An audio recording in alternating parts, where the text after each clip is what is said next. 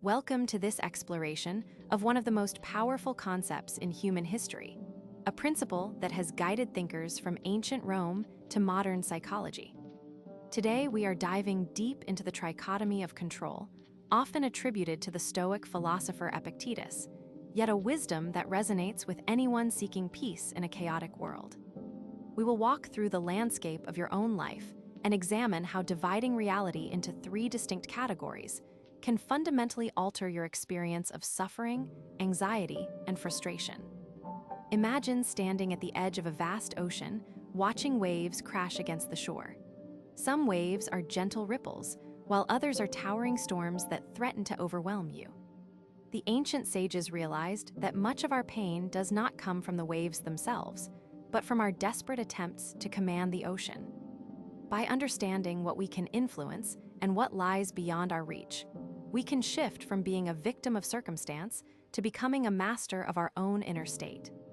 The foundation of this philosophy rests on a simple yet profound distinction between things that are up to us and things that are not up to us. When you look around your life, you will see two clear categories. First, there is the internal realm, which includes your thoughts, your beliefs, your desires, your aversions, and ultimately your character. This is the fortress of your mind, a place where you hold the keys and where no external force can ever truly enter without your permission. Second, there is the external realm, which encompasses your body, your reputation, your wealth, your status, your health, and even the opinions of others. These things are subject to fate, chance, and the actions of other people. They are like leaves on a river, they drift where the current takes them. The Stoics taught that true freedom is found only when we stop trying to control the river and instead focus entirely on how we navigate it. Consider a common scenario in modern life. You wake up with an alarm that you set, but you feel groggy and tired. Outside your window, the weather is unpredictable. Perhaps a storm is brewing that will delay your commute. At work, a colleague might be difficult to deal with, or a manager might make a decision that affects your project. In traditional thinking, we often try to control these external factors because we believe our happiness depends on them. We wish for perfect weather, we wish for easy relationships, and we wish for constant success. But here lies the trap. The moment you tie your emotional well-being to something outside your control, you hand over your peace of mind to forces you cannot command.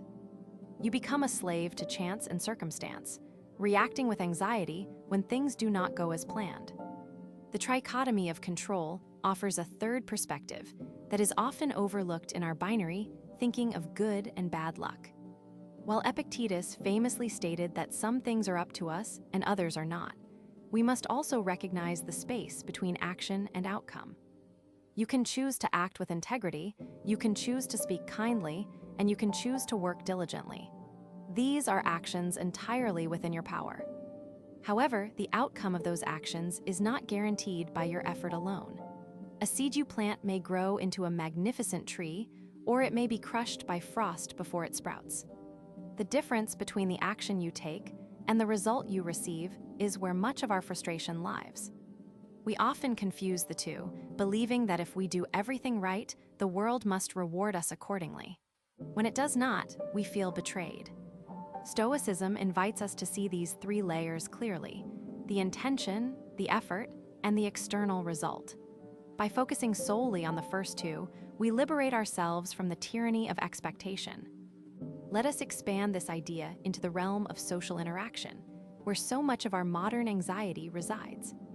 We live in an age of social media, where our worth is often measured by likes, comments, and shares. These metrics are entirely external to us. They depend on the algorithms of a platform, the moods of strangers, and the trends of the moment. If we try to control these outcomes, we will always feel inadequate. The trichotomy teaches us that while we can control how we present ourselves with honesty and kindness, we cannot control whether anyone chooses to engage with us or what they think of us. When you realize that their judgment is not yours to manage, a strange lightness descends upon your spirit. You are no longer performing for an audience. You are simply being yourself. This shift transforms relationships from sources of validation into opportunities for genuine connection based on shared values rather than external approval. The application of this principle extends even to our physical bodies and health, areas where we often feel a sense of helplessness. We can choose to eat well, exercise regularly, and rest adequately. These are actions within our control. But we cannot guarantee that we will never get sick, nor can we promise that aging will not take its toll. When an illness strikes or pain arises, the reaction matters more than the event itself. You can choose to face your condition with courage, seeking treatment and adapting your lifestyle, rather than falling into despair or anger against fate. This does not mean you do nothing. It means you do exactly what is right within your power while accepting whatever happens next. It is a practice of radical acceptance that paradoxically leads to greater resilience. There is also a deeper layer to this teaching involving the nature of desire and aversion.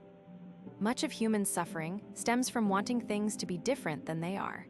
We want time to stop, we want people to love us unconditionally, and we want life to be easy. These desires are directed at external realities that will inevitably change. The Stoic path asks us to examine why we crave these outcomes. Is it because we believe they will bring happiness? If so, we must realize that happiness is not a destination found in the world, but a way of traveling through it. By aligning our desires with what is under our control, we find a form of contentment that is unshakable. We stop chasing the wind and start building a home within ourselves. As you move forward in your life, try to apply this lens to every challenge that arises. When something goes wrong, pause and ask yourself which part of this situation is yours to manage and which part belongs to the realm of fate. If it is an external event, release your grip on the outcome and focus on your response. If it is an internal state, take full responsibility for cultivating peace and strength. This practice does not mean you become passive or indifferent. On the contrary, it requires immense courage and discipline.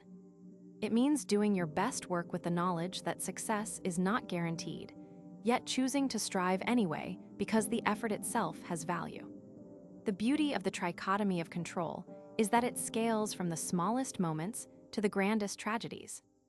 Whether you are dealing with a minor inconvenience like traffic or a major life change like loss or failure, the principle remains the same. Your mind is your sanctuary. It is the only place where you possess absolute sovereignty. Everything else is a guest in your life, and while you cannot command the guests to stay or leave, you can decide how to welcome them and how to treat them. By mastering this distinction, you step out of the cycle of reacting to external stimuli and enter a state of conscious living. You become an observer of your own life rather than a passenger tossed about by the waves. In the end, this ancient wisdom offers a path to profound freedom. It is not a philosophy for the detached or the indifferent, but for those who wish to engage fully with life while remaining unbroken by its hardships. When you understand that your character is the only thing truly yours, you stop looking outward for validation and start building an inner fortress of virtue. You learn to act with integrity regardless of the applause or silence around you. You find joy in the process of living rather than the accumulation of results. This shift transforms anxiety into clarity and fear into courage. It allows you to walk through the storms of life not as a victim, but as a wise traveler who knows exactly where their footing lies. The world may be chaotic and unpredictable, but your mind can be a place of perfect order and peace if you choose to make it so. If this gave you something to sit with today, consider subscribing. There's more wisdom like this ahead. Thank you for watching.